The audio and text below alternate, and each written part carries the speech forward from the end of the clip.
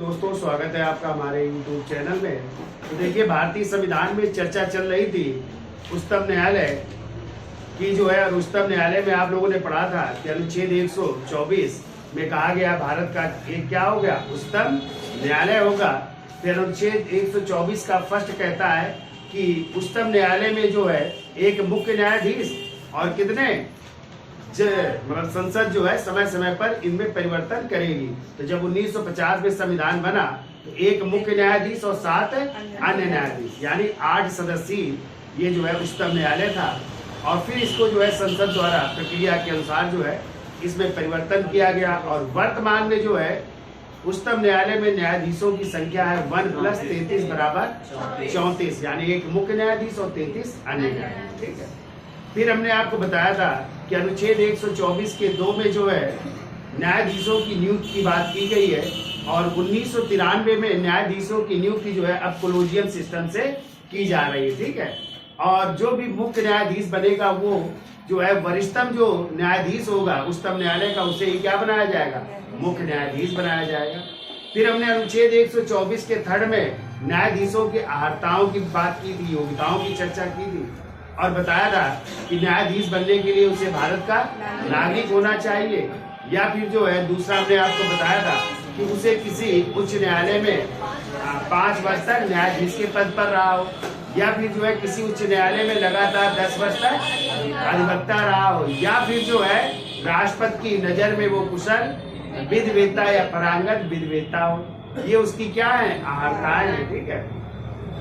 आज हम चर्चा करते हैं न्यायाधीशों को हटाने की प्रक्रिया, यानी सुप्रीम कोर्ट के न्यायाधीशों की हटाने की प्रक्रिया कैसे होती है, जिसका उल्लेख है अनुच्छेद 124 के 4।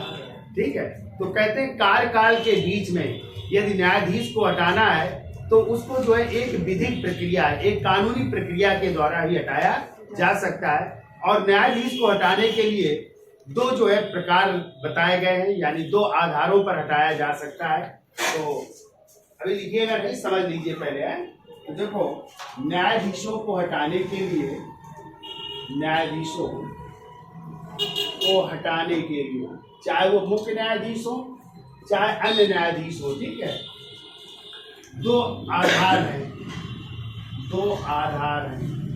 और वो 2 आधार कौन कौन से? पहला है सिद्ध कदाचार के आधार पर, सिद्ध कदाचार, या इसी को कह सकते हैं आप लोग भ्रष्टाचार के आरोप पर, भ्रष्टाचार के आरोप लगे इस आधार पर, या फिर कह सकते हैं दुर्व्यवहार पर है, दुर्व्यवहार पर, यानी मिसबिहेवियर के आधार पर जो है इसको न्यायाधीशों को हटाया जा सकता है। एक तो आधार ये है, यानी उन पर सिद्ध कदाचार या भ्रष्टाचार का या दुर्व्यवहार का आरोप लग जाए, और दूसरा उनको हटाया जा सकता है असमर्थता के आधार पर। ठीक है। असमर्थता के आधार पर, असमर्थता के आधार पर, यानी वो कार्य करने में क्या हो, असमर्थ हो जाए, तो इस आधार पर हटाया जा सकता है। अब हटाने की प्रक्रिया कैसी होती है? तो हटाने की प्रक्रिया संसद में किसी भी सदन में लाई जा सकती है, यानी न्यायाधीशों को हटाने के लिए संसद के किसी भी सदन में प्रक्रिया लाई जा सकती है। यदि लोकसभा में ये प्रक्रिया लाई जा रही है, ठीक है, तो लोकसभा के 100 सदस्यों द्वारा, कितने सदस्यों द्वारा? 100 सदस्यों द्वारा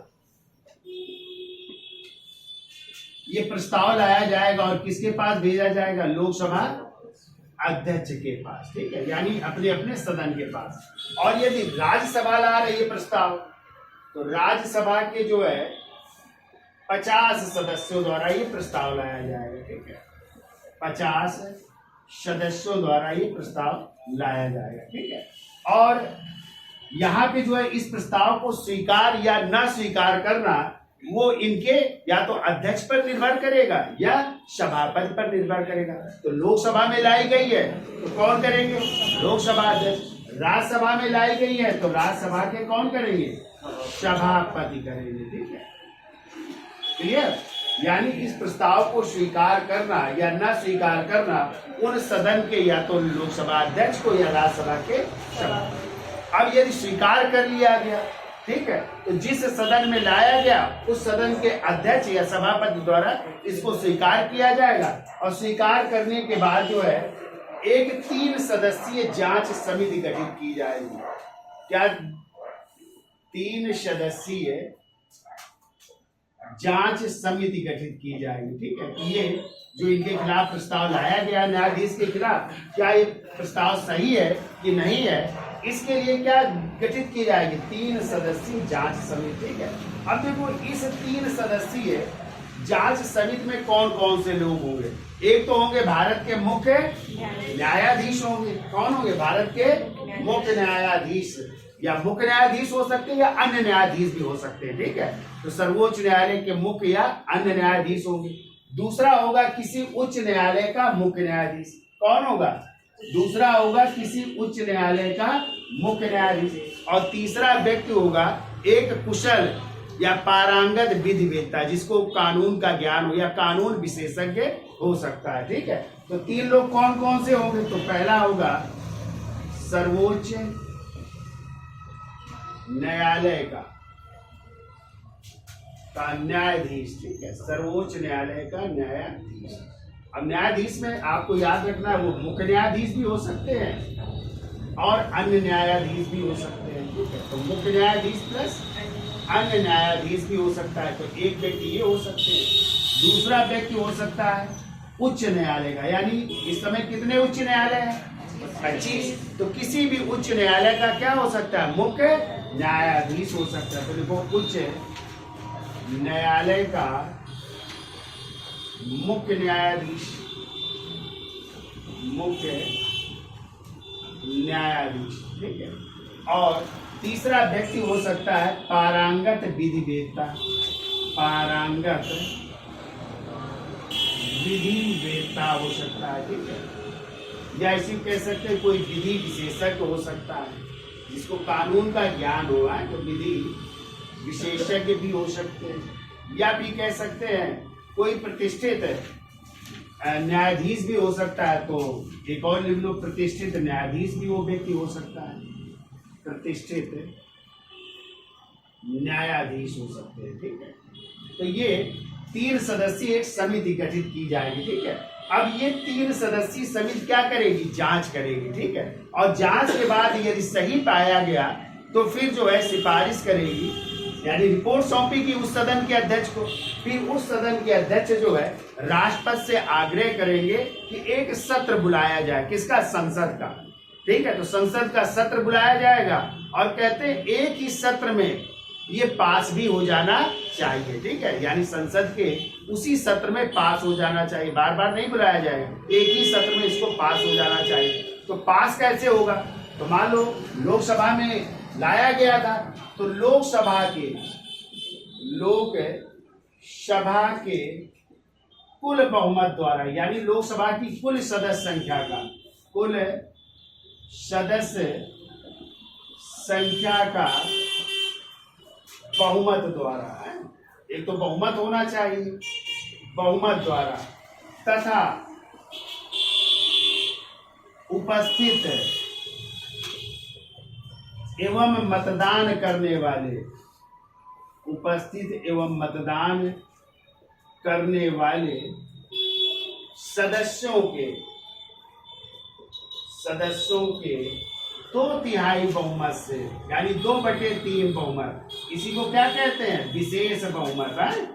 2/3 बहुमत को क्या कहते हैं? विशेष बहुमत से ये प्रस्ताव पास होना चाहिए, ठीक है। से प्रस्ताव पास होना चाहिए। पहले तो बहुमत होना चाहिए कुल सदस्यों का, ठीक है। यदि बहुमत है तो जितने सदस्य उपस्थित होंगे या मतदान करेंगे उसका 2/3 बहुमत से इस प्रस्ताव को पास होना चाहिए, ठीक है। फिर देखिए मामला जाएगा दूसरे सदन में, तो दूसरे सदन में वही न्यायाधीश जिसके खिलाफ लाया गया वो स्वयं उपस्थित होकर के अपनी बात रखेगा। और दूसरा सदन भी यदि मान लो राज्यसभा में गया, दूसरा सदन कौन सा? राज्यसभा। तो राज्यसभा में भी कुल सदस्य संख्या के बहुमत होना चाहिए। पहले कुल सदस्य संख्या का बहुमत, फिर उपस्थित एवं मतदान करने वाले सदस्य, उपस्थित एवं मतदान करने वाले सदस्य का कितना 2/3 बहुमत, यानी यहाँ पे भी विशेष बहुमत से पास होना चाहिए। ठीक है, यानी दोनों सदनों से कैसे पास होना चाहिए, 2/3 बहुमत से पास होना चाहिए। और यदि दोनों सदनों से पास हो जाता है तो राष्ट्रपति उस न्यायाधीश को क्या कर सकते हैं, पद से हटा सकते हैं। तो यही प्रक्रिया कहलाती है महाभियोग जैसी प्रक्रिया। ठीक है, महाभियोग नहीं कहेंगे, लेकिन उसी तरह कुछ प्रक्रिया है, जैसे राजपथ पर महाभियोग की प्रक्रिया होती है, वैसे ही इस पर महाभियोग की जैसी प्रक्रिया द्वारा सुप्रीम कोर्ट के मुख्य न्यायाधीश व अन्य न्यायाधीशों को हटाया जा सकता है। ठीक है, तो यहाँ तक क्लियर हो गया। लेकिन अभी तक किसी भी उच्चतम न्यायालय के न्यायाधीश को इस प्रक्रिया द्वारा पद से हटाया नहीं गया, जबकि 1991 में एक न्यायाधीश थे जो पंजाब और हरियाणा, ठीक है, उच्च न्यायालय के मुख्य न्यायाधीश रहे थे और उनके खिलाफ भ्रष्टाचार का आरोप उस दौरान लगा था। फिर जो है सुप्रीम कोर्ट के वो न्यायाधीश बने थे, तो उनके खिलाफ ये प्रस्ताव लाया गया था। ठीक है, और उनका नाम था वी रामा स्वामी। क्या नाम था? वी रामा स्वामी के खिलाफ ये प्रस्ताव 1991 में लाया गया था। तो कहते हैं उन पर जांच सही पाई गई थी, यानी भ्रष्टाचार का आरोप सही पाया गया था। ये 3 सदस्यीय जांच समिति भी गठित की गई थी और उन्होंने रिपोर्ट सौंपी तो वो मामला सही था। तो कहते हैं कि ये जो है प्रस्ताव जब लाया गया, मतलब उन्होंने कहा कि नहीं, इन पर भ्रष्टाचार का आरोप लगा है, लेकिन जब ये रखा गया प्रस्ताव तो लोकसभा में कांग्रेस की सरकार थी, तो कांग्रेस ने क्या कर दिया, वॉक आउट कर दिया, यानी मतदान में भाग ही नहीं लिया। इस कारण ये प्रक्रिया क्या हो गई, समाप्त हो गई। फिर दोबारा फिर आया, कोलकाता उच्च न्यायालय के न्यायाधीश थे सौमित्र सेन, उनके खिलाफ, तो वो उच्च न्यायालय के न्यायाधीश थे, उनके खिलाफ भी लाया गया। तो कहते हैं जब ये मामला पहुंचा तो उन्होंने जब कहते हैं राज्यसभा से पास हो गया, लोकसभा गया, तो कहते हैं उन्होंने जब प्रक्रिया पूरी होने से पहले ही त्याग पत्र दे दिया। ठीक है, इस कारण जो है ये भी प्रक्रिया समाप्त हो गई। ऐसे ही केरल उच्च न्यायालय के एक न्यायाधीश थे दिनाकरन साहब, उनके खिलाफ भी यही चीज लाई गई थी, तो उन्होंने भी क्या कर दिया था, त्याग पत्र दे दिया था। इस कारण ये मामला समाप्त हो गया। तो ऐसे कई मामले जो है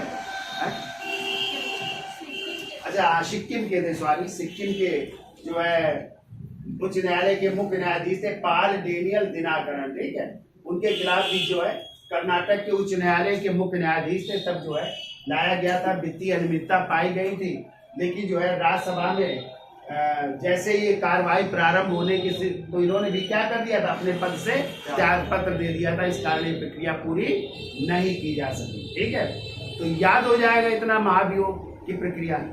ठीक है, तो किस आधार पर लगाया जा सकता है, सिद्ध कदाचार, भ्रष्टाचार या दुर्व्यवहार के आधार या असमर्थता के आधार पर। ठीक है, लोकसभा के कितने सदस्यों द्वारा लाया जाएगा, 100 सदस्यों द्वारा, राज्यसभा के 50। अब इस प्रस्ताव को मानना या मानना उस सदन के अध्यक्ष पर निर्भर करता है। लोकसभा लाया गया है तो लोकसभा अध्यक्ष स्वीकार भी कर सकती है, अस्वीकार भी कर सकती है। ऐसे राज्यसभा में लाया गया तो राज्यसभा के सभापति स्वीकार कर सकते हैं और अस्वीकार भी कर सकते हैं। यदि स्वीकार कर लिया तो फिर जो है उस सदन के जो अध्यक्ष होंगे, जिस सदन में लाया गया, वो एक क्या गठित करेंगे, 3 सदस्यीय जांच समिति का गठन की घोषणा करेंगे। उस जांच समिति में कौन कौन होंगे, सर्वोच्च न्यायालय के न्यायाधीश, तो न्यायाधीश में मुख्य न्यायाधीश भी हो सकते हैं या अन्य न्यायाधीश भी हो सकते हैं सर्वोच्च न्यायालय के।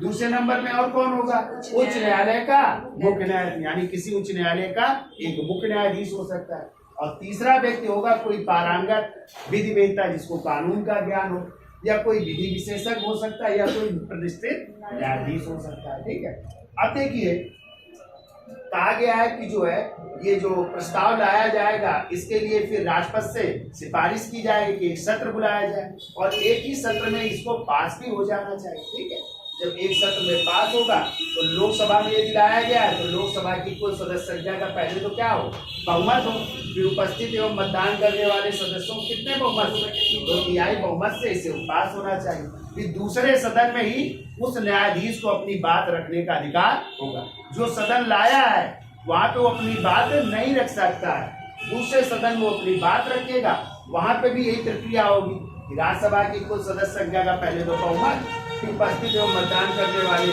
सदस्यों के 2/3 बहुमत से यहाँ से भी पास होना चाहिए, और दोनों सदनों से यदि पास हो जाता है तो फिर उस व्यक्ति को राष्ट्रपति जो है क्या कर सकते हैं, पद से मुक्त कर सकते हैं। ठीक है, तो उनको हटाया जा सकता है। ठीक है, क्लियर हुआ? तो अब तक किसके खिलाफ पहली बार, अभी तक तो लाया नहीं गया, लेकिन पहली बार जो है किसी के विरुद्ध प्रस्ताव, मतलब इस आधार पर किसी को हटाया नहीं गया, लेकिन लाया गया था पहली बार किसके खिलाफ, 1991 में, और उनका नाम था वी रामास्वामी के खिलाफ लाया गया था 1991 में। ठीक है, फिर दोबारा हमने बताया कोलकाता उच्च न्यायालय के न्यायाधीश थे सौमित्र सेन के विरुद्ध, और तीसरी बार जो है सिक्किम उच्च न्यायालय के मुख्य न्यायाधीश थे पाल डेरियल दिनाकरन के खिलाफ। ठीक है, लेकिन प्रस्ताव जब राज्यसभा में लाया गया तो उसके पहले ही सबने इन लोगों ने त्याग पत्र दे दिया। ठीक है, तो इसको लिखा देते हैं, फिर आगे चलते हैं। ठीक है,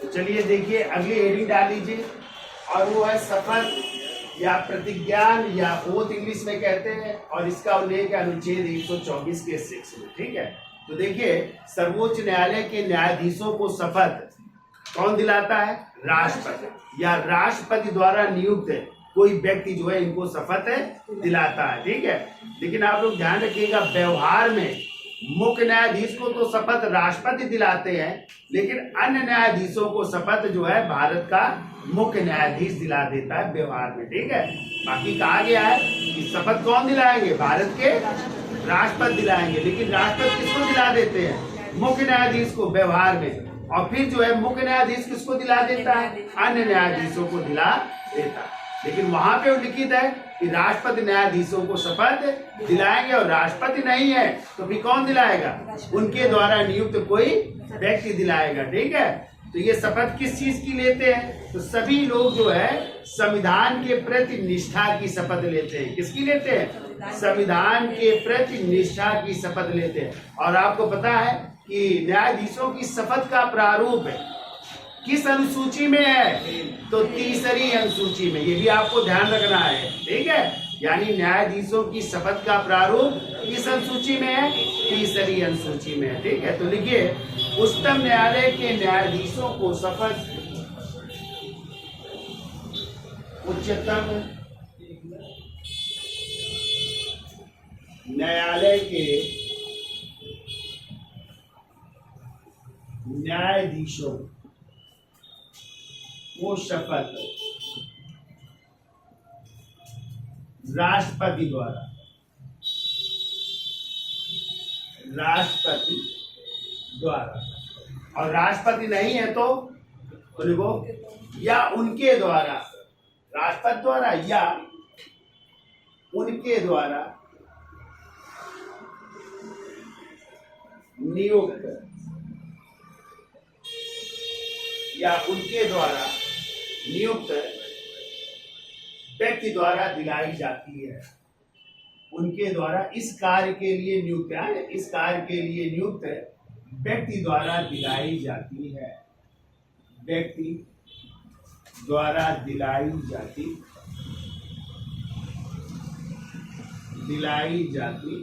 ठीक है। तो राष्ट्रपति नहीं है तो उनके द्वारा नियुक्त कोई व्यक्ति, वैसे तो राष्ट्रपति का पद कभी रिक्त नहीं होता, आप लोग ध्यान रखिएगा। ठीक है, यदि राष्ट्रपति की मृत्यु हो चुकी है तो कार्यवाहक कौन होंगे, राष्ट्रपति, उपराष्ट्रपति, और उपराष्ट्रपति भी नहीं है तो सर्वोच्च न्यायालय का मुख्य न्यायाधीश जो है राष्ट्रपति, कार्यवाहक राष्ट्रपति के रूप में कार्य करेगा। लेकिन मान लो यदि राष्ट्रपति नहीं है भारत में, कहीं विदेश में है, ऐसे असमर्थ यानी उपस्थित ना होने के कारण वो अपने द्वारा नियुक्त किसी व्यक्ति को नियुक्त कर जाएगा और वो व्यक्ति उनको शपथ दिलाएगा। ठीक है, लेकिन लिखो व्यवहार में, अगला पॉइंट लिखो व्यवहार में मुख्य न्यायाधीश को शपथ राष्ट्रपति, व्यवहार में मुख्य न्यायाधीश को शपथ कौन दिलाएंगे, राष्ट्रपति है, राष्ट्रपति, तथा अन्य न्यायाधीशों को शपथ, तथा अन्य न्यायाधीशों को शपथ कौन दिला देगा? मुख्य न्यायाधीश दिला देता है, ठीक है, मुख्य न्यायाधीश दिला देता है। लेकिन संविधान जो 124 का 6 कहता है कि न्यायाधीशों को शपथ चाहे वो मुख्य हो चाहे अन्य हो, कौन दिलाएगा? राष्ट्रपति। और राष्ट्रपति नहीं है उपस्थित तो उनके द्वारा कोई इस कार्य के लिए नियुक्त व्यक्ति दिलाएगा। लेकिन जहाँ तक व्यवहार में क्या होता है, मुख्य न्यायाधीश को तो राष्ट्रपति दिला देते हैं, लेकिन जो अन्य न्यायाधीश है उनको कौन दिला देता है? ये व्यवहार में है। बाकी जो है संवैधानिक बात ये की गई है, ठीक है। अब ये किसकी शपथ लेते हैं? तो देखो, सभी न्यायाधीश संविधान के प्रति निष्ठा की शपथ लेते हैं। सभी न्यायाधीश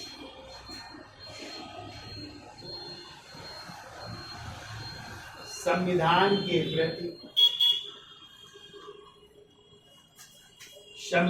के प्रति निष्ठा की शपथ लेते हैं। निष्ठा की शपथ लेते हैं। फिर आपको ध्यान रखना है कि शपथ का प्रारूप किस अनुसूची में है? अनुसूची 3 में। तो देखो शपथ का प्रारूप,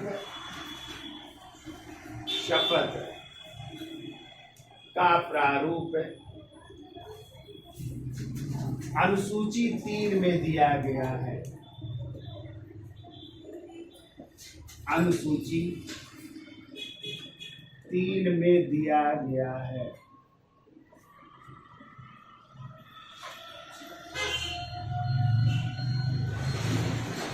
ठीक है, याद हो जाएगा क्या? क्लियर? अब हेडिंग डाल दीजिए भारत के न्यायाधीश या मुख्य न्यायाधीश। तो इस समय भारत के कितने मुख्य न्यायाधीश बन चुके हैं? 50। यानी 50वें क्रम के इस समय मुख्य न्यायाधीश कौन है? धनंजय यशवंत चंद्र चूड़। और प्रथम मुख्य न्यायाधीश कौन थे? हीरा लाल जे कानिया साहब थे, ठीक है। तो वो प्रथम मुख्य न्यायाधीश थे। इनमें हम चर्चा कर लेते हैं कि सर्वाधिक समय तक कौन मुख्य न्यायाधीश रहे। तो सर्वाधिक समय तक रहे हैं, आपको याद रखना, यशवंत विष्णु चंद्रचूड़, यानी इन्हीं डी.वाई. चंद्रचूड़ जी के पिता। लगभग 7 वर्ष कुछ माह तक वो क्या रहे थे? मुख्य न्यायाधीश रहे थे। पूछा जाए सबसे कम समय तक कौन रहे मुख्य न्यायाधीश? तो कमल नारायण सिंह, यानी के.एन. सिंह रहे। लगभग 17 या 18 दिन तक रहे, ठीक है। फिर ऐसे जो है दूसरे नंबर में सबसे कम समय तक कौन रहे? तो राजेंद्र बाबू रहे, और वो 29 दिनों तक जो है मुख्य न्यायाधीश के पद पर रहे, ठीक है। फिर क्वेश्चन आता है कौन है जो प्रथम दलित राष्ट्रपति रहे? तो के.जी. बालकृष्णन, वो क्या रहे? दलित राष्ट्रपति। फिर क्वेश्चन आता है स्वतंत्र भारत में जन्म लेने वाले कौन मुख्य न्यायाधीश है? तो एस.एच. कपाड़िया। कौन? यानी जब भारत स्वतंत्र हुआ उस दौरान जन्म लेने वाले व्यक्ति है एस.एच. कपाड़िया। फिर क्वेश्चन आता है प्रथम सिख मुख्य न्यायाधीश कौन है? तो जे.एस. खेयर, जगदीश सिंह खेयर, ये सिख न्यायाधीश है, ठीक है। फिर क्वेश्चन आता है कौन ऐसे मुख्य न्यायाधीश रहे हैं जो उपराष्ट्रपति भी रहे और कार्यवाहक राष्ट्रपति भी रहे? तो मोहम्मद हिदायतुल्लाह। फिर एक क्वेश्चन और आता है कि कौन से मुख्य न्यायाधीश हैं जिनकी कार्यकाल के दौरान मृत्यु हो गई? तो आपको पता है पहले मुख्य न्यायाधीश हीरालाल जे कानिया, और इसके बाद एक चौथे शायद नंबर के हैं सव्यसाची मुखर्जी। कौन? सव्यसाची मुखर्जी, जो कार्यकाल के दौरान इनकी मृत्यु हो गई। 20वें क्रम के थे, उनकी मृत्यु हो गई, ठीक है। तो ये कार्यकाल के दौरान इनकी मृत्यु हो गई। फिर आ सकता है 45वें नंबर में कौन जो है मुख्य न्यायाधीश थे? तो दीपक मिश्रा थे, ठीक है। किन्होंने जो है अयोध्या मामले के विवाद का निर्णय दिया था? तो रंजन गोगोई थे। कौन थे? रंजन गोगोई थे। तो ये याद रखने हैं, मेन चीज है, तो इनके बारे में लिख लीजिए, ठीक है। कार्यकाल तो सब तो नहीं लिखाएंगे, मेन जो है हम आपको लिखा देते हैं, ठीक है। हेडिंग डाल लीजिए भारत के मुख्य न्यायाधीश। तो हेडिंग डालिए भारत के मुख्य न्यायाधीश। तो पहले लिखिए प्रथम मुख्य न्यायाधीश कौन थे? हीरालाल जे कानिया, ठीक है। और इनका टाइम है 26 जनवरी 1950 से 6 नवंबर 1951। तो आप लोग कहोगे कि उच्चतम न्यायालय तो अस्तित्व में आया कब? 28 जनवरी 1950 को। ये कैसे 26 जनवरी को बन गए? तो हमने आपको बताया था तब ये संघीय न्यायालय था आपका उच्चतम न्यायालय, और संघीय न्यायालय के ये क्या थे उस समय? मुख्य न्यायाधीश थे। लेकिन भारत कब गणतंत्र हुआ? 26 जनवरी 1950 को संविधान लागू हुआ, और इसीलिए जो है ये 26 जनवरी 1950 को ये क्या बन गए थे? मुख्य न्यायाधीश के रूप में ही कार्य कर रहे थे। लेकिन आपका जो है उच्चतम न्यायालय जब स्वतंत्र रूप से अस्तित्व में आया, उसकी डेट है 28 जनवरी 1950। ये याद रखना है आपको, ठीक है। और कभी यदि आ जाए ये संघीय न्यायालय के किस क्रम के मुख्य न्यायाधीश थे? तो चौथे क्रम के। किस क्रम के थे? चूंकि पहले मुख्य न्यायाधीश थे संघीय न्यायालय के सर मॉरिस गवेयर थे। और आपका संघीय न्यायालय कब कार्य करना शुरू किया था? 1 अक्टूबर 1937 को। और तब अंतिम अदालत क्या थी? प्रीवी काउंसिल, जो लंदन में थी, ठीक है। लेकिन 28 जनवरी 1950 से आपका जो संघीय न्यायालय था स्वतंत्र रूप से क्या बन गया? उच्चतम न्यायालय बन गया, यानी अंतिम अदालत बन गई, ठीक है। चलिए, और इनके बारे में याद रखिएगा, देखो इनकी कार्यकाल के दौरान मृत्यु हो गई। इनकी कार्यकाल के दौरान, यानी पद पर ही थे तभी मृत्यु हो गई। कार्यकाल के दौरान मृत्यु, कार्यकाल के दौरान मृत्यु, ठीक है। फिर के दूसरे, शुरू के 2-3 लिख लीजिए, है तो दूसरे लिखो एम पतंजलि शास्त्री।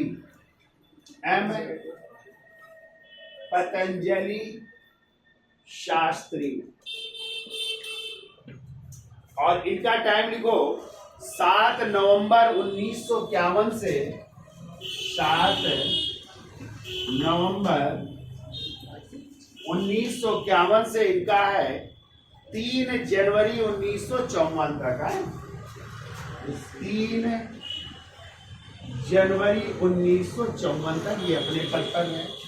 इनके तीसरे नंबर की, और तीसरे नंबर में बने थे मेहर चंद्र महाजन है।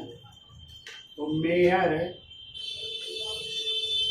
चंद्र महाजन, और इनका टाइम लिखिए 4 जनवरी 1954 से 4 जनवरी 1954 से 22 दिसंबर 1954 तक। 22 दिसंबर 1954 तक ये अपने पद पर रहे। फिर देखिए चौथे नंबर में मोहम्मद हिदायतुल्लाह, मोहम्मद हिदायतुल्लाह चौथे नंबर के मुख्य न्यायाधीश हैं। इनका टाइम है 23 दिसंबर 1954 से 25 फरवरी 1900 चौथे नंबर पे नहीं है, 11वें नंबर में, 11वें नंबर में मोहम्मद हिदायतुल्लाह, ठीक है। इनका टाइम लिखिए 25 फरवरी 1968 से 25 फरवरी 1968 से 16 दिसंबर 1970 तक। 16 दिसंबर 1970।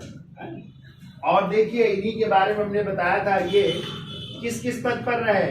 ये उपराष्ट्रपति भी रहे, ठीक है।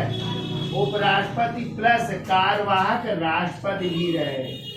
कार्यवाहक राष्ट्रपति भी रहे। तो हमने आपको बताया था जब जाकिर हुसैन साहब की मृत्यु हुई थी ना, तो उस समय जो है वीवी गिरी उपराष्ट्रपति थे, तो पहले वो बन गए कार्यवाहक राष्ट्रपति, लेकिन वो चुनाव लड़ गए किसका? राष्ट्रपति का, तो पद रिक्त हो गया। तो फिर मुख्य न्यायाधीश के रूप में कौन थे? यही थे मोहम्मद हिदायतुल्लाह, तो इनको कार्यवाहक राष्ट्रपति बनाया गया था, ठीक है। 11 के बाद लिखिए 13वें नंबर में, 13वें नंबर के मुख्य न्यायाधीश है, उनका नाम है एस.एम. सीकरी, यानी सर्वमित्र सीकरी है। सर्वमित्र सीकरी नाम है इनका पूरा है, यानी एस.एम. सीकरी है, एस.एम. सीकरी। और इनका टाइम लिखिए, इनका टाइम है 22 जनवरी 1971 से 22 जनवरी 1971 से 25 अप्रैल 1973 तक। 25 अप्रैल 1973 तक, ठीक है। और इन्हीं के समय एक मामला है, तो आप लोगों ने पढ़ा होगा, केशवानंद भारती बनाम केरल राज्यवाद है। केशवानंद भारती बनाम केरल राज्य, तब का मामला था 1973 का। और इसी वाद के लिए 13 सदस्यीय सबसे बड़ी बेंच बैठी थी ना, तो उस समय मुख्य न्यायाधीश कौन थे? यही थे, SM सीकरी साहब ही थे, ठीक है। फिर ये 14वें नंबर में, और 14वें नंबर में थे अजीत नाथ रे। अजीत नाथ रे, ठीक है। और इनका टाइम है 26 अप्रैल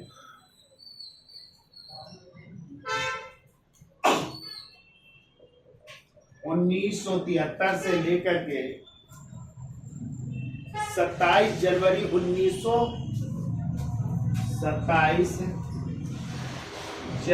1977 तक, ठीक है। तो हमने आपको पढ़ाया था कि पहली बार वरिष्ठता का उल्लंघन हुआ था, तो 3 इनसे वरिष्ठ थे न्यायाधीश, सेलेट साहब, हेगड़े साहब और एक ग्रोवर साहब, तो उनको ना बना करके जो है चौथे नंबर में थे कौन? अजीत नाथ रे, इन्हें मुख्य न्यायाधीश बना दिया गया था। तो उस समय जो है, चूंकि जो सरकार चाहती थी वही क्या बनता था? मुख्य न्यायाधीश बनता था। तो सरकार ने उनको हटा करके इनको जो है नियुक्त कर दिया। तो इसीलिए उन तीनों न्यायाधीशों ने क्या कर दिया था? त्याग पत्र दे दिया था, ठीक है। तो लिख लो, यही तो लिखिए ना, वरिष्ठता का उल्लंघन हुआ। वरिष्ठता का उल्लंघन, यानी वरिष्ठता के उल्लंघन के बाद ये क्या बने? मुख्य न्यायाधीश बने। ऐसे लिखो 15वें नंबर के, 15वें नंबर के हैं M.H. बेग, M.H. बेग।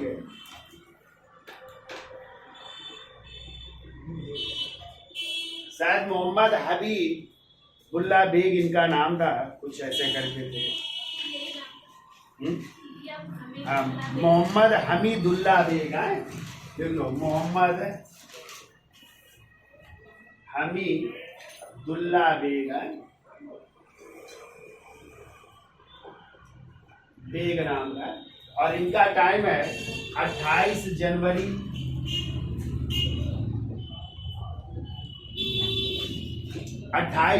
1977 से लेकर के 21 फरवरी 1978 तक। 21 फरवरी 1978 तक, ठीक है। और ये भी वरिष्ठता का उल्लंघन करके मुख्य न्यायाधीश बने थे। तो बनना किसको था? AR खन्ना जी को। किसको? AR खन्ना को बनना था, लेकिन उनको ना बना करके इनको बना दिया गया था, ठीक है। तो लिख लो, वरिष्ठता का उल्लंघन हुआ। तो यहाँ पे भी वरिष्ठता का उल्लंघन हो रहा है, ठीक है। और इन्हें बनाया गया मुख्य न्यायाधीश, ठीक है। अब लिखिए 16वें नंबर के, तो इसका स्क्रीनशॉट ले लो, फिर आगे चलते हैं।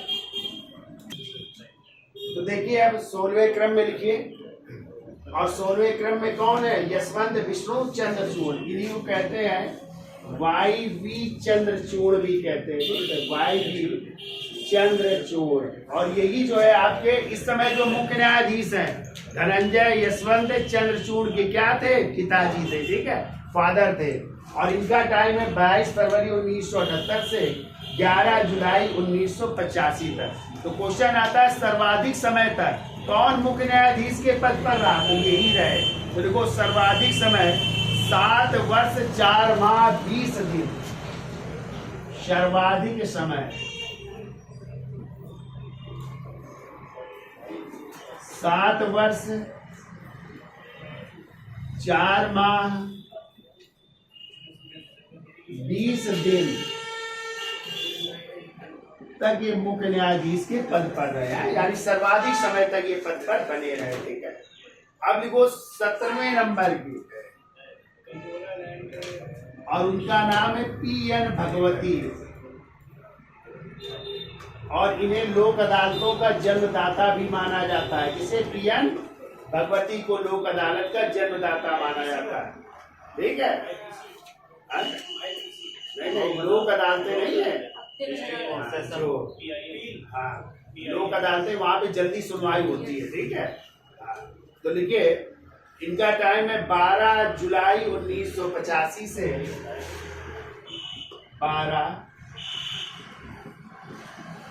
जुलाई 1985 से लेकर के इनका टाइम है 20 दिसंबर 1986 तक।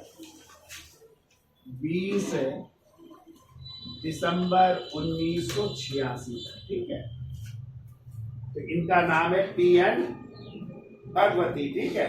और इनके बारे में लिख लो, ये अंतरराष्ट्रीय न्यायालय के क्या रहे? न्यायाधीश भी रहे। ठीक है? लिख लो, अंतरराष्ट्रीय न्यायालय के न्यायाधीश। तो अंतरराष्ट्रीय न्यायालय कहाँ पे है भैया? द हेग, नीदरलैंड में है। ठीक है? तो उसके न्यायाधीश भी रहे हैं। फिर को 18वें नंबर में R.S. पाठक, R.S. पाठक, और इनका टाइम है 21 दिसंबर 1986 से लेकर के 18 जून 1989 तक। 18 जून 1989 तक। ठीक है? फिर लिख लो, ये भी अंतरराष्ट्रीय न्यायालय के न्यायाधीश रहे। अंतरराष्ट्रीय न्यायालय के न्यायाधीश, तो ये भी रहे, अंतरराष्ट्रीय न्यायालय में न्यायाधीश रहे। ठीक है? अब 18 के बाद इनके 20वां नंबर डालिए, और 20वें के बारे में हमने बताया था, सव्यसाची मुखर्जी। सव्यसाची मुखर्जी,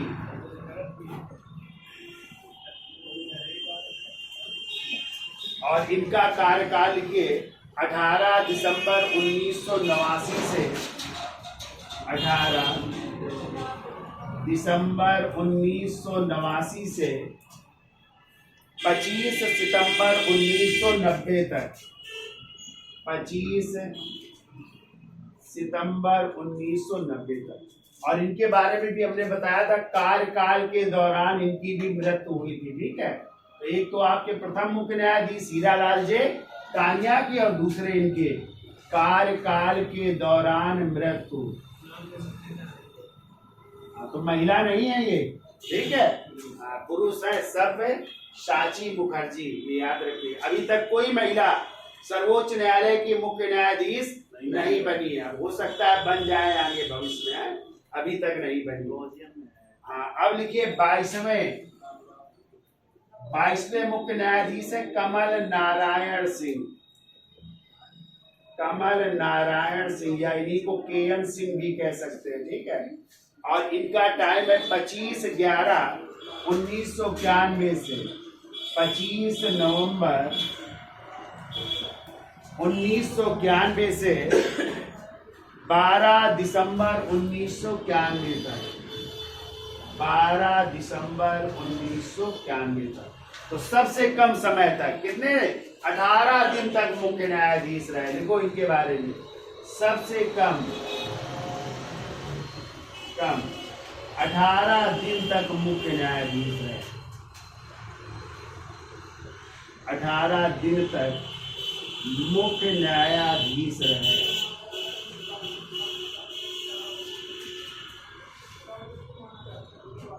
मुख्य न्यायाधीश रहे। ठीक है? फिर आइए देखिए 34वें नंबर के 34, और उनका नाम है यस राजेंद्र बाबू। एस राजेंद्र बाबू, और इनका टाइम लिखिए 2 मई 2004 से 2 मई 2004 से 31 मई 2004 तक, 31 मई 2004। तो ये दूसरे ऐसे मुख्य न्यायाधीश हैं जो सबसे कम समय तक मुख्य न्यायाधीश रहे। तो लिखो दूसरे सबसे कम, दूसरे सबसे कम 29 दिनों तक मुख्य न्यायाधीश रहे। 29 दिनों तक मुख्य न्यायाधीश रहे। जबकि कमल नारायण सिंह कब रहे? 18 दिन तक। और सर्वाधिक समय तक कौन रहे? यशवंत विष्णु चंद्रचूड़। कितने? 7 वर्ष 4 माह 20 दिन। याद हो जाएगा, ठीक है। अब लिखिए 42वें नंबर के, या सॉरी 38वें नंबर, नहीं चलो 37वें लिख लो पहले, क्योंकि दलित राष्ट्रपति है तो इसकी सार ले लो, फिर आगे चलते हैं। 37वें नंबर में लिखो के.जी. बालकृष्णन। के.जी. बालकृष्णन।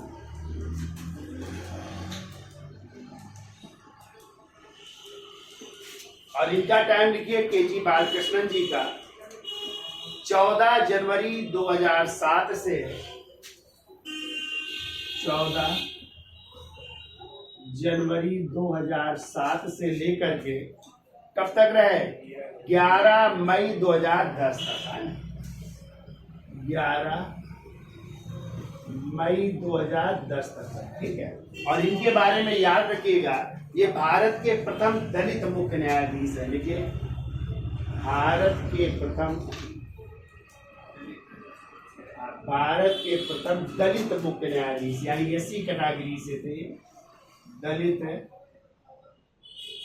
मुख्य न्यायाधीश।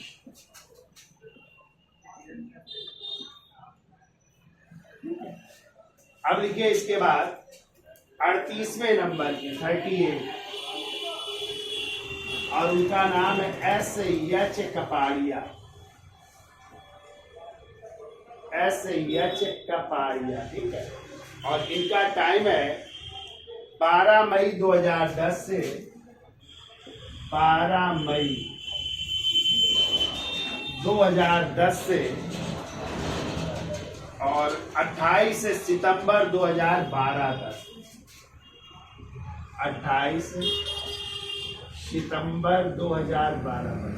और इनके बारे में याद रखिएगा, ये स्वतंत्र भारत में जन्म लेने वाले भारत के प्रथम मुख्य न्यायाधीश है। तो देखो स्वतंत्र भारत में, स्वतंत्र यानी जब भारत स्वतंत्र हुआ तब, स्वतंत्र भारत में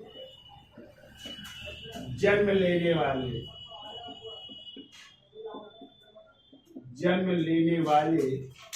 प्रथम मुख्य न्यायाधीश, प्रथम मुख्य न्यायाधीश, ठीक है। फिर के अगला नंबर 42वें नंबर के H.L. दत्तू। 42 में लिखो H.L. दत्तू, तोता बना देना। H.L. दत्तू लिखो 28 सितंबर 2014 से 28 सितंबर 2014 से 2 दिसंबर 2015 तक रहे। 2 दिसंबर 2015, ठीक है। इनके बारे में लिख लो मानवाधिकार आयोग के अध्यक्ष। इस समय अरुण कुमार मिश्रा जी हैं, इसके पहले यही थे। तो लिख लो मानवाधिकार आयोग के अध्यक्ष रहे, ठीक है।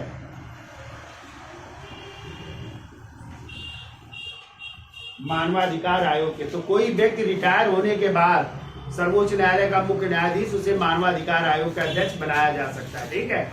और इसके अलावा भी मुख्य न्यायाधीश जो है राज्यसभा के सदस्य भी बन सकते हैं। वो किसी राज्य के राज्यपाल भी बन सकते हैं, वो लोकसभा के सदस्य भी बन सकते हैं, और ऐसा हुआ भी है। ठीक है, अभी हम चर्चा करेंगे। जैसे आपको पता है इस समय रंजन गोगोई साहब जब रिटायर हुए तो वो राज्यसभा के क्या बन गए, सदस्य बन गए। ऐसे जो के.एस. हेगड़े साहब हैं वो लोकसभा का चुनाव भी लड़े, अभी हम चर्चा करेंगे हैं। और जैसे आपकी मीरा साहिब फातिमा बीबी सर्वोच्च न्यायालय में न्यायाधीश रही, लेकिन वो भी जो है राज्यपाल रही। ठीक है, तो ये बन सकते हैं, लेकिन ये होना नहीं चाहिए।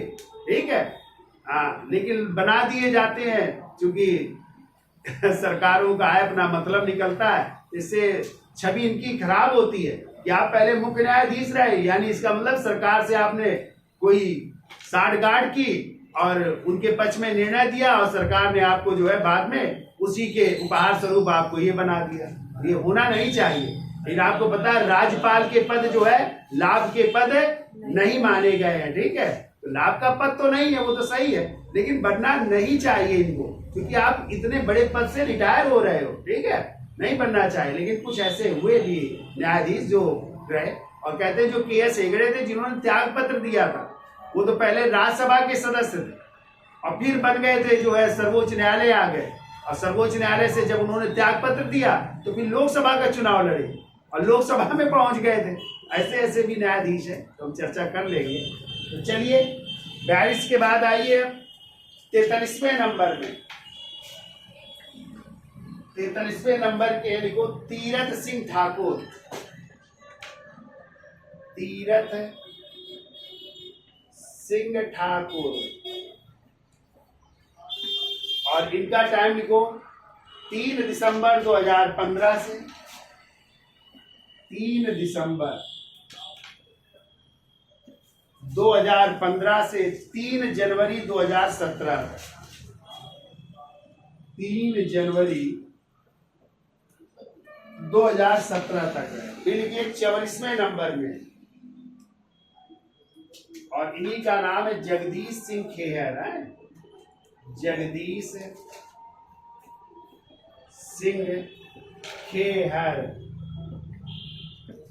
और इनका टाइम है लिखो 4 जनवरी 2017 से 4 जनवरी 2017 से लेकर के 27 अगस्त 2017 तक।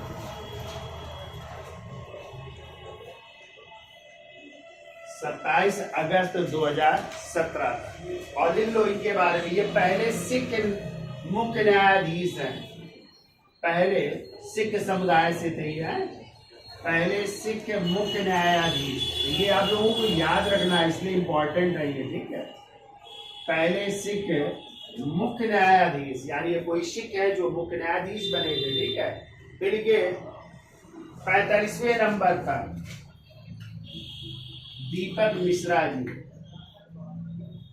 दीपक मिश्रा, और इनका टाइम है 28 अगस्त 2017 से 28 अगस्त 2017 से लेकर के 2 अक्टूबर 2018 तक। 2 अक्टूबर 2018 तक। ठीक है, 2 अक्टूबर 2018। फिर आइए 46वें नंबर में, और उन्हीं का नाम है रंजन गोगोई, या गंगोई भी मिलता है। तो 3 अक्टूबर 2018 से 3 अक्टूबर 2018 से लेकर के इनका टाइम है 17 नवंबर 2019 तक। 17 नवंबर 2019 तक। ठीक है, 17 नवंबर 2019 तक। ठीक है, तो इसका स्क्रीन शॉट, और हाँ लिख लो इनके बारे में। अयोध्या,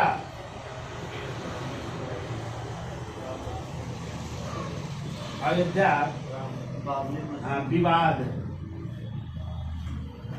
ये निर्णय के समय मुख्य न्यायाधीश थे, मुख्य न्यायाधीश थे, ठीक है, मुख्य न्यायाधीश थे, ठीक है। अभी खेहर जी के बारे में चर्चा करेंगे हम। तो जो 99वां संविधान संशोधन आया था, न्यायिक नियुक्ति आयोग, तो उसमें जो है ये था कि कौन इसकी अध्यक्षता करे, ठीक है, क्योंकि उसमें एक अध्यक्ष 6 सदस्यों की टीम थी। तो ये था कि जो है 6 सदस्य नियुक्त किए जाने थे। तो कहा गया इसकी कौन करेगा डिसीजन इसके लिए, तो वो कहलाया कौन सा जजेस केस, 4th जजेस केस कहलाता है, ठीक है। तो जो उस समय मुख्य न्यायाधीश थे उन्होंने मना कर दिया, कहा कि मैं कैसे अध्यक्षता कर सकता हूँ इसकी, कि मैं ही जो है इसका एक सदस्य हूँ और कोलोजियम में मैं हूँ। तो दूसरे से कहा गया भैया आप करिए। तो दूसरे नंबर के जो थे वरिष्ठ न्यायाधीश, तो उन्होंने कहा मैं कैसे कर सकता हूँ, मैं भी तो हूँ इसमें सदस्य, और दूसरा मैं वरिष्ठ भी हूँ, तो उन्होंने भी मना कर दिया। तीसरे ने भी मना कर दिया कि मैं कैसे, मैं भी तो कोलोजियम का एक सदस्य हूँ। चौथे ने भी मना कर दिया। तो जो शुरू के थे मुख्य न्यायाधीश और चारों ने जो है जजमेंट से मना कर दिया कि हम तो किसी न किसी से जुड़े, हम भी कोलोजियम के सदस्य हैं, और दूसरे न्यायिक नियुक्त आयोग के हम भी सदस्य, मुख्य न्यायाधीश ने कहा, तो हम कैसे कर सकते हैं। तो कहते हैं कि 6वें नंबर के मुख्य न्यायाधीश थे और वही थे खेहर, और खेहर ने खैर बरपा दिया और कहा नहीं, ये न्यायिक नियुक्त आयोग नहीं गठित होगा, बल्कि जो कोलोजियम सिस्टम चला आ रहा है उसी के अनुसार ही न्यायाधीशों की नियुक्ति की जाएगी। तो अभी हम चर्चा करेंगे, जिसके लिए जोड़े गए थे अनुच्छेद 124 का ए, 124 का बी और 124 का सी, 3 अनुच्छेद जोड़े गए थे और तीनों को 2015 में क्या कर दिया गया, समाप्त कर दिया गया, यानी न्यायिक नियुक्त आयोग को समाप्त कर दिया गया, ठीक है। तो खेहर साहब ही उस समय अध्यक्षता किए थे, वरिष्ठ जो थे मुख्य न्यायाधीश और जो 4 वरिष्ठ थे उन्होंने मना कर दिया था बिल्कुल, ठीक है, कि हम कैसे कर सकते हैं, हम कोलोजियम के सदस्य हैं और हम न्यायिक नियुक्त आयोग में मुख्य न्यायाधीश ने कहा हम भी उसके एक सदस्य हैं, तो कैसे हम अध्यक्षता कर सकते हैं भाई, हम अपने ही खिलाफ कैसे कर सकते हैं अपनी बात। हम ही अध्यक्ष है, कोलोजियम के भी हम ही अध्यक्ष है मुख्य, और यहाँ पे भी हम ही मुख्य है, तो हम कैसे अपने खिलाफ भाई, अपने खिलाफ तो देंगे नहीं गवाही। तो कहा हमें ना रखा जाए, उन सदस्यों ने भी मना कर दिया। तो फिर ये 6वें नंबर में थे खेहर साहब, इन्होंने निर्णय लिया, ये भी आपको याद रखना। चलो चर्चा करेंगे आगे। अब आइए, इसका स्क्रीनशॉट ले लिया, तो देखिए 47वें क्रम से लिखिए शरद अरविंद बोबड़े, बोबड़े, हाँ, और इनका टाइम लिखो 18 नवंबर 2019 से 18 नवंबर 2019 से लेकर के 23 अप्रैल 2021 तक, 23 अप्रैल 2021, ठीक है। ये लिखिए 48वें नंबर की, और 48वें नंबर के लिखो N V Ramanna, N V Ramanna साहब हैं, और इनका टाइम है 24 अप्रैल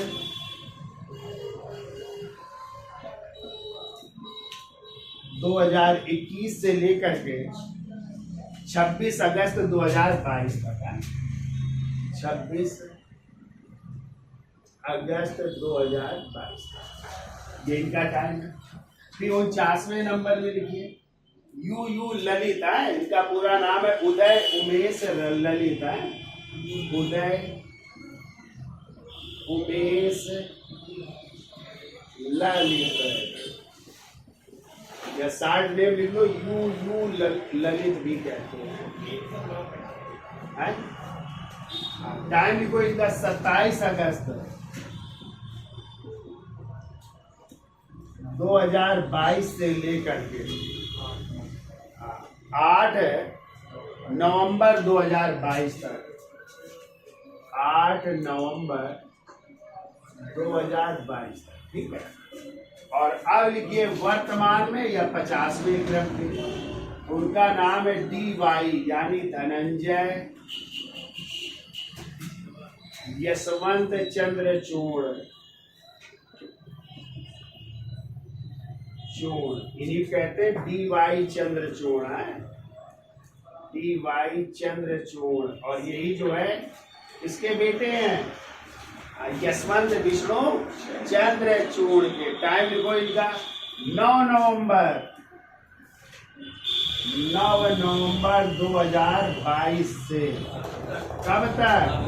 हाँ, अब तक। अब देखो जब रिटायर हो जाएंगे अगले कौन बनते हैं। ठीक है, तो इस समय कितने न्यायाधीश हो चुके सर्वोच्च न्यायालय? 50 न्यायाधीश। 50वें नंबर में ये आपके हैं धनंजय यशवंत चंद्रचूड़। ठीक है, लिखो कुछ पॉइंट और है, लिखिए। उच्चतम न्यायालय के मुख्य न्यायाधीश के सुब्बा राव ने राष्ट्रपति का चुनाव लड़ा था। कभी आ जाए कोई ऐसे मुख्य न्यायाधीश है जिन्होंने राष्ट्रपति का चुनाव लड़ा था, तो लिखो उच्चतम न्यायालय के मुख्य न्यायाधीश। कुछ चीजें लिख लो, जानिए आप लोग। उच्चतम न्यायालय के मुख्य न्यायाधीश के सुब्बा राव ने के कह सकते हैं, लड़ सकते हैं लोग हैं। के सुब्बा राव ने कौन सा चुनाव लड़ा था? राष्ट्रपति का चुनाव लड़ा था, राष्ट्रपति का चुनाव लड़ा। ठीक है, देखो उच्चतम न्यायालय के न्यायाधीश, वो न्यायाधीश थे, मुख्य नहीं थे। लिखो उच्चतम न्यायालय के न्यायाधीश, मुख्य नहीं थे, ये ध्यान रखिएगा, न्यायाधीश। और उनका नाम था, लिखिए, V.R. कृष्णन अय्यर। V.R. कृष्णन अय्यर ने भी राष्ट्रपति का चुनाव लड़ा था। ने भी किसका चुनाव लड़ा? राष्ट्रपति का चुनाव लड़ा। तो ये दो लोग ऐसे हैं, एक तो उच्चतम न्यायालय के मुख्य न्यायाधीश है और एक उच्चतम न्यायालय के न्यायाधीश है। ठीक है, फिर देखिए के.एस. हेगड़े, जिन्होंने इस्तीफा दिया था, पीछे पड़े हैं ना, 1973 में हेगड़े, ग्रोवर और सेलेट ने। तो देखो के.एस. हेगड़े लोकसभा के एक ऐसे सदस्य रहे हैं, लोकसभा के ऐसे अध्यक्ष रहे, अध्यक्ष भी रहे हैं। ठीक है, के.एस. हेगड़े क्या रहे हैं? लोकसभा के अध्यक्ष हैं, लोकसभा के ऐसे अध्यक्ष रहे हैं जो उच्चतम न्यायालय में न्यायाधीश भी रह चुके हैं। तो रहे थे ना न्यायाधीश, हाँ, तो ये लोकसभा के अध्यक्ष भी रहे हैं। ठीक है, और उच्चतम न्यायालय के क्या रहे? न्यायाधीश भी रहे हैं। ठीक है, फिर देखो P Sadasivam, P Sadasivam, P Sadasivam उच्चतम न्यायालय के मुख्य न्यायाधीश थे, जिन्हें सेवानिवृत्त के बाद, ये उच्चतम न्यायालय के मुख्य न्यायाधीश थे। ठीक है, उच्चतम न्यायालय के मुख्य न्यायाधीश थे, जिन्हें सेवानिवृत्त के बाद केरल का राज्यपाल बनाया गया। तो केरल के राज्यपाल बने हैं। ठीक है, केरल का राज्यपाल बनाया गया, ये भी जानिए, केरल का राज्यपाल बनाया गया है। फिर लिखो अगला, उच्चतम न्यायालय की पहली महिला न्यायाधीश, उच्चतम न्यायालय की पहली महिला न्यायाधीश कौन थी? मीरा साहिब फातिमा। हाँ, पहली महिला न्यायाधीश 1989 में मीरा साहिब फातिमा बीबी थी। इनकी अभी मृत्यु भी हुई है ना, मीरा साहिब फातिमा बीवी थी। तो ये पहली न्यायाधीश भी रही।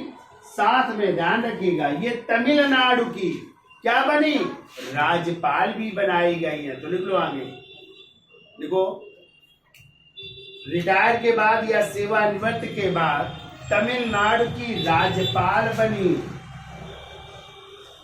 तमिलनाडु की राज्यपाल बनी। तमिलनाडु की राज्यपाल भी बनती है, ठीक है। अब देखो इसके अलावा